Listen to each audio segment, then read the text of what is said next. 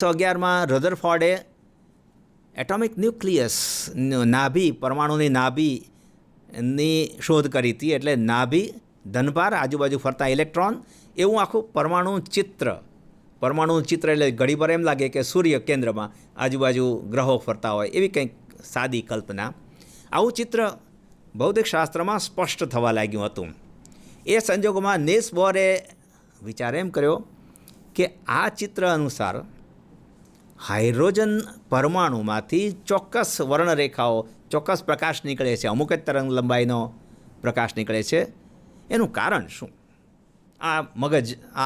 એના મગજમાં સવાલ ઘૂમી રહ્યો હતો. નીલ્સ બોહર એને સમજૂતી આપવા માટે, એ પ્રશ્નનો ઉત્તર આપવા માટે નીલ્સ બોહરે 1913માં એક મોડેલ એટલે માનસ ચિત્ર, અમુક ધારણાઓ સાથેનું કે જે તાર્કિક હોય અને એના આધારે અમુક અવલોકનો સમજાવી શકાય. Niels Bohr gave a model for hydrogen atom in 1913. એ પહેલાં આપણા મનમાં, યાને કે ભૌતિકશાસ્ત્રીઓના મનમાં પેલું જે રધરફોર્ડે કહ્યું હતું એનો ખ્યાલ હતો, ન્યુક્લિયસ સરાઉન્ડેડ બાય ઇલેક્ટ્રોન્સ. ઇલેક્ટ્રોનની ગતિ કેવી હશે, શું હશે, એ તો જે તે સમયનું ભૌતિકશાસ્ત્ર હતું, રૂઢિગત ભૌતિકશાસ્ત્ર, ક્લાસિકલ ફિઝિક્સ, એ અનુસાર વર્ણન કરી શકાય. નીલ્સ બોહરને જરા જુદો વિચાર આવ્યો. એ વિચાર આવ્યો એની પાછળની ભૂમિકા શું હતી? એ પૂર્વે મેક્સ પ્લેન્ક કંઈક એક મહત્ત્વનો વાદ આપી ચૂક્યા હતા, ક્વોન્ટમ વાદ સિદ્ધાંત, યાને કે રેડિયેશન માટેનો ક્વોન્ટમ વાદ. અને એને પ્રબળ સમર્થન મળ્યું આલ્બર્ટ આઇન્સ્ટાઈનના પ્રદાનથી. જે પ્લાન્કે વિચાર રજૂ કર્યો એ આઇન્સ્ટાઈને વધુ પ્રબળ બનાવ્યો. પ્રશ્ન હતો બ્લેક બોડી રેડિયેશનનો, પણ એની આપણે ચર્ચા ન કરીએ સમયના અભાવે. ટૂંકમાં જણાવી દઈએ કે પ્લાન્ક આઇન્સ્ટાઈનના વિચારો મુજબ વિકિરણ એક ઉર્જા છે. વિકિરણ એટલે ઉર્જા, એક સ્વરૂપ. રેડિયેશન, એની ઉર્જા કયા સ્વરૂપની છે એનો જવાબ આપ્યો. What is actually the nature of radiation? તો પ્લાન્ક આઇન્સ્ટાઈનના વિચારો, એના પ્રદાન પરથી એવું સ્પષ્ટ થયું કે energy of radiation is discrete. એ છૂટા ઉર્જાના કણ સ્વરૂપે વહે છે. તરંગ એટલે સતત વહેતી ઉર્જા. કણ, ક્વોન્ટમ ઓફ રેડિયેશન, એ પૃથક છૂટા કણો રૂપે વહેતી ઉર્જા. તો પ્લાન્કના આઇન્સ્ટાઈનના વિચારોમાં ત્યાં ફલીભૂત થાય છે. Light or radiation is corpuscular in nature. એ ક્વોન્ટમ થિયરી તરીકે જાણીતું બન્યું અને એમાં ફોટોનની કન્સેપ્ટ ઉભરી આવે છે. Photon is a packet of energy.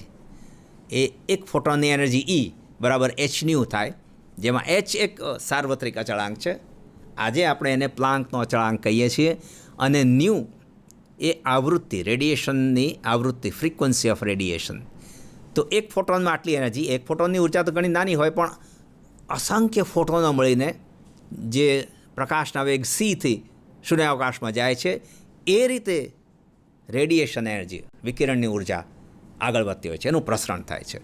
આ ભૂમિકા હતી નીલ્સ બોહર પાસે.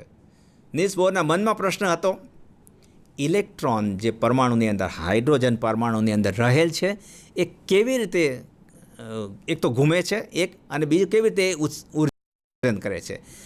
તો નીલ્સ બોહરનો જે આઈડિયા હતો એ કંઈક આવો હતો કે પરમાણુમાં, હાઇડ્રોજન પરમાણુની વાત એણે કરી કે એ જે ઇલેક્ટ્રોન છે એ ચોક્કસ કક્ષાઓમાં જ ફરી શકશે, પ્રતિબંધ છે. અને જ્યારે એ જમ્પ મારે છે, અહીંયા થોડોક ખ્યાલ આપવા પ્રયાસ કર્યો છે કે વધુ ઉર્જાવાળી કક્ષામાંથી ઓછી ઉર્જાવાળી કક્ષામાં કૂદકો મારે છે, ક્વોન્ટમ જમ્પ, ત્યારે ઉર્જાનું ઉત્સર્જન થાય. એ બે વચ્ચે જે ઉર્જાનો તફાવત છે એ ચોક્કસ છે, એ મુજબ ચોક્કસ ઉર્જાનું ઉત્સર્જન થાય. એને કારણે ચોક્કસ તરંગ લંબાઈનું વિકિરણ અથવા એનો પ્રકાશ બહાર પડે છે. હવે આ બધી વાત થઈ એટલે આપના મનમાં કંઈક પ્રશ્ન આવ્યો હશે કે વર્ણપટશાસ્ત્રની વાત હતી, પરમાણુની રચનાની વાત પર આવી પહોંચ્યા. કારણ કે સંકળાયેલું છે. વર્ણપટ તો અવલોકન કરે છે, સમજૂતી આપવા માટે આપણે ક્યાંથી એ પ્રકાશ ઉત્પન્ન થયો, એવું શું છે, what is the mechanism of emission of light, એનો જવાબ આપવો પડે છે. માટે ઘડીભર એમ લાગે કે વિષયાંતર થઈ ગયું, પણ આપ સમજી શક્યા છો મૂળ કારણ. તો વર્ણપટશાસ્ત્ર, yes, spectroscopy paves the way to knowledge on atoms, molecules and so many other things. Even solids, ઘન પદાર્થોમાંથી પણ વિકિરણ ઉત્પન્ન થાય છે, એનું પૃથક્કરણ એનાલિસિસ કરવામાં આવે છે અને આપણને વૈજ્ઞાનિક જાણકારી મળે છે.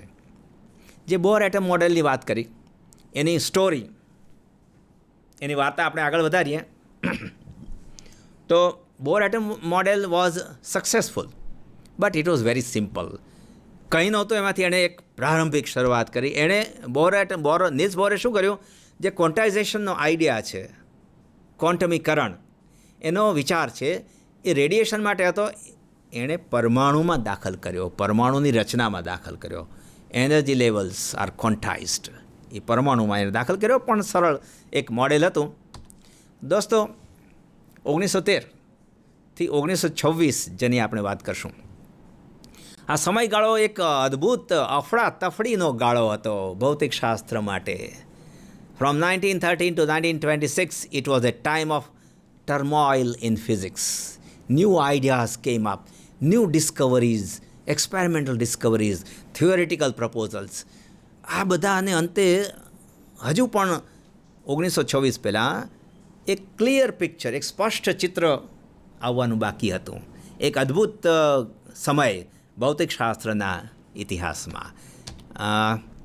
એઝ ઇફ જાણે કે as if the world of physics, as if the world of physics was waiting for a breakthrough. કંઈક જબરજસ્ત નિર્ણાયક એવી શોધ થાય અને બધું સ્પષ્ટ થઈ જાય એકદમ. એની રાહ જોવાઈ રહી હતી, એમાં લગભગ 1923ના ગાળામાં ધ બ્રોગલીએ એક નવો વિચાર મૂક્યો કે જેને તમે ઇલેક્ટ્રોન એટલે કણ કહો છો. ઇલેક્ટ્રોન જેને આપણે કણ ગણ્યું છે તે તરંગ ના હોઈ શકે. આ વળી નવો વિચાર હતો. તો શ્રોડિંજરે એક ડગલું આગળ વધી અને એવી વાત કરી કે જો ઇલેક્ટ્રોન તરંગ હોય, જુદા પ્રકારનું તરંગ, કણનું તરંગ યાને કે દ્રવ્યનું તરંગ હોય, ઇલેક્ટ્રોન જો તરંગ હોય તો એનું પોતાનું એક તરંગ સમીકરણ હોવું જોઈએ. જેમ તરંગો માટે આપણે શરૂઆતમાં ફિઝિક્સમાં અભ્યાસક્રમમાં ભણીએ છીએ, તરંગનું સમીકરણ છે. તો આવું તરંગનું કંઈક જુદું સમીકરણ પણ ઇલેક્ટ્રોન તરંગને લાગુ પડી શકે એવું હોવું જોઈએ. અને એવું થયું. શ્રોડિંજરે પોતે જ આ વિચારને અમલમાં મૂક્યો. In 1926 Schrodinger equation came up.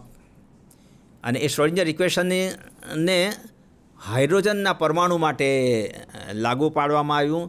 એ સમીકરણ એક વિકલ સમીકરણ છે, ડિફરન્શિયલ ઇક્વેશન. આપ જુઓ કે ભૌતિક વિજ્ઞાનમાં પ્રગતિ કરવી હોય તો ડગલે ને પગલે ગણિતશાસ્ત્રની જરૂર પડે. ડિફરન્શિયલ ઇક્વેશન રિપ્રેઝેન્ટ્સ એ ફિઝિકલ ફિનોમિનન. કોઈક રીતે ફિઝિક્સ એની અંદર દેખાતું હોય છે, વણાયેલું હોય છે.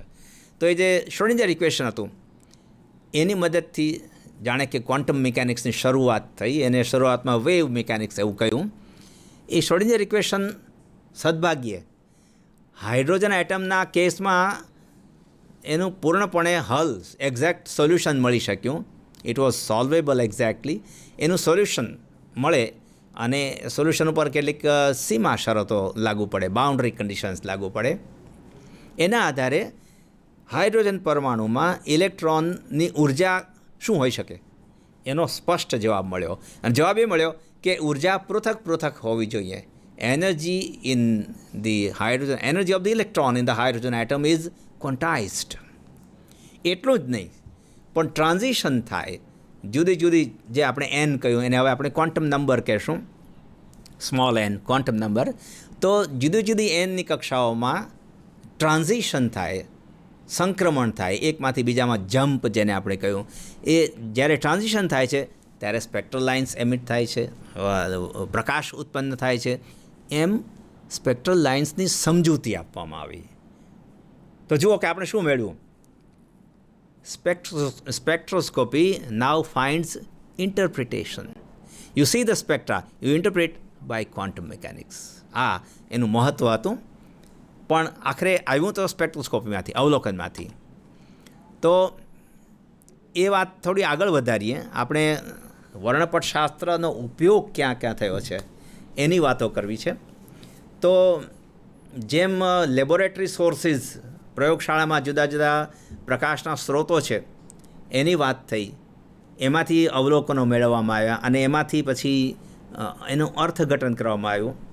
એવી રીતે કેટલાક વિજ્ઞાનીઓ આકાશના તારાઓમાંથી, ગેલેક્સીઝ, એમાંથી આવતા પ્રકાશનું પૃથક્કરણ કરતા હતા, એનો અભ્યાસ કરી રહ્યા હતા.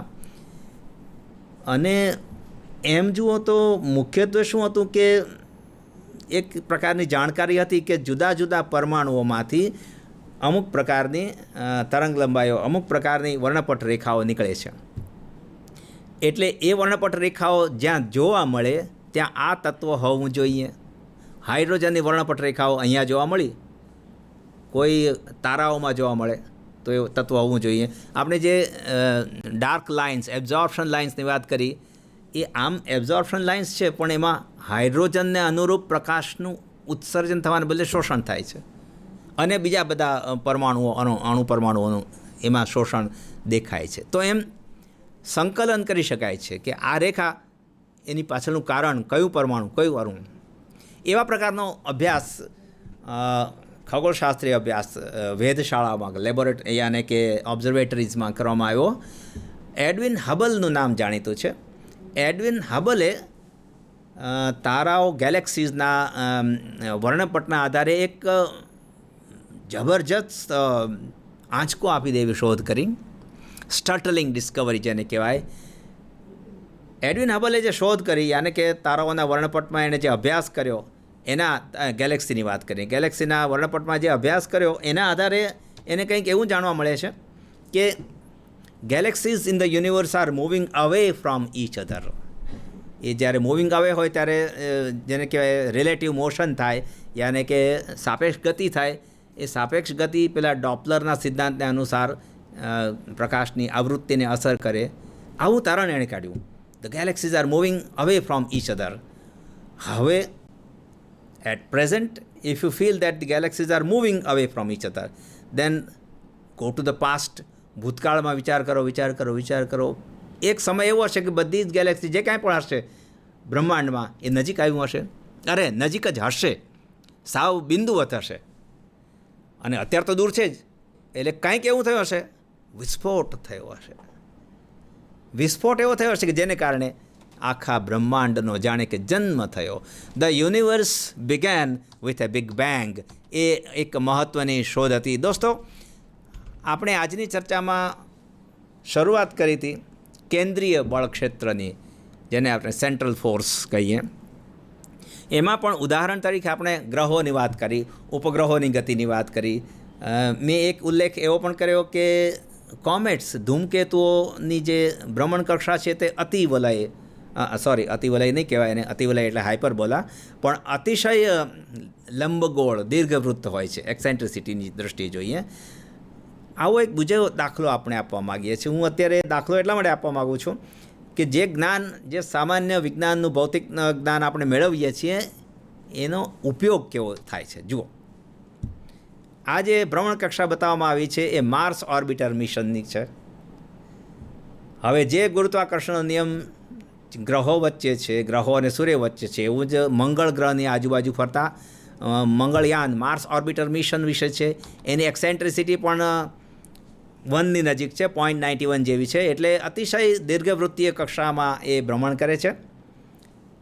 એ મંગળ ગ્રહની સૌથી નજીક આવે દીર્ઘવૃત્તીય કક્ષામાં, એલિપ્ટિકલ ઓર્બિટમાં, ત્યારે સૌથી નજીકનું અંતર એનું કંઈક 350 કિલોમીટર હોય છે.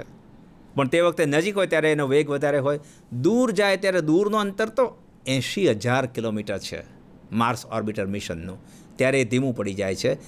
પણ આજે પણ મંગળયાન મંગળ ગ્રહની ફરતે દીર્ઘવૃત્ત કક્ષામાં પરિભ્રમણ કરી રહ્યું છે. આપણા એ જ નિયમો જે ભૌતિકશાસ્ત્રના છે ત્યાં લાગુ પડે છે. ઉપયોગ કેવો સરસ થયો, અને ઉપયોગ એવો કે જેમાં ભારતે કંઈક પ્રદાન કર્યું છે. આપણા ઈસરોનું મોમ છે એની વાત કરવી છે, એટલે આપણને સહેજે વધારે આનંદ થાય. બીજા એક બે ઉદાહરણો, બીજા દાખલા લઈએ. પ્રકાશ અથવા વિકિરણ એને લગતો જે અભ્યાસ છે, સ્પેક્ટ્રોસ્કોપીનું જે જ્ઞાન છે, તેનો ઉપયોગ મંગળ ગ્રહના સંશોધનોમાં થાય છે. એનો એક જે પેલોડ છે, એક વૈજ્ઞાનિક ઉપકરણ માર્સ ઓર્બિટર મિશનમાં છે, એનું નામ લાયમન આલ્ફા ફોટોમીટર. લાયમન આલ્ફા આપને ખ્યાલ છે, પેલી હાઇડ્રોજનના યુવી વિસ્તારની વર્ણપટની રેખા. ફોટોમીટર એટલે ઇન્ટેન્સિટી, તીવ્રતાનું માપક છે. આપણે અત્યારે ફરી પાછા લાયમન આલ્ફાની જે વેવલેન્થ છે એના ઇક્વેશનને યાદ કરીએ, લાયમન સિરીઝના ઇક્વેશનને યાદ કરી લઈએ. તો એમાં જે રીડબર્ગ કોન્સ્ટન્ટ છે, એ રીડબર્ગ કોન્સ્ટન્ટનો આધાર ન્યુક્લિયસના દળ, માસ પર છે. એનો અર્થ એમ થયો કે હાઇડ્રોજન ખાલી જે પ્રોટોનવાળો સામાન્ય હાઇડ્રોજન આઇસોટોપ છે અને ડ્યુટેરિયમ છે, એમાં રીડબર્ગ કોન્સ્ટન્ટમાં થોડો ફેર પડશે, એની તરંગ લંબાઈમાં થોડો ફેર પડશે. એ તરંગ લંબાઈમાં ફેર પડ્યો એના આધારે ડ્યુટેરિયમ અને હાઇડ્રોજન બેનું સાપેક્ષ પ્રમાણ માપી શકાય એવા સાધનો હોય છે. મૂળ એનું આ લાયમન આલ્ફા સિરીઝની અંદર એનું મુખ્ય જ્ઞાન આવે છે. તો it is possible to find the relative proportion of 1H2 deuterium in Martian atmosphere. ઘણું અલ્પ છે, પણ માપી શકો તો એના આધારે એ જે માર્સનું, મંગળનું એટમોસ્ફિયર છે એ કેવી રીતે નાશ પામ્યું એનો આખો અભ્યાસ કરી શકાય છે. તો સાધન અતિ આધુનિક છે. એનું મૂળ તમે જો તપાસવા જાઓ તો ભૌતિક વિજ્ઞાનનો કોઈ ને કોઈ સિદ્ધાંત ત્યાં રહેલો છે જેનો આપણે ઉપયોગ કરીએ છીએ. તો દોસ્તો, આ મારો હેતુ હતો. જે કાંઈ પણ આપણે ભણીએ છીએ, ફિઝિક્સના સિદ્ધાંતો છે, એના આધારે કંઈક ને કંઈક સંશોધન, શોધખોળ થતી રહે છે. Physics is a fundamental science full of applications. જ્યાં જુઓ ત્યાં એનો ઉપયોગ થાય છે. મને એવું લાગે છે કે જ્યાં જ્યાં નજર મારી ઠરે, ફિઝિક્સ ત્યાં નજરે ચડે. આપ સૌનો પણ ખૂબ ખૂબ હું આભાર માનું છું. ભાઈ સાહેબ જે સંધાન છે એના હેઠળ આ કાર્યક્રમ યોજી શકવામાં આવ્યો છે. અને સાથે સાથે જે ચિત્રો છે કેટલાક આપણે ગૂગલ સર્ચમાંથી પણ લીધા છે. તો I am thankful to Google for images and so on. Thank you very much. ધન્યવાદ. નમસ્કાર.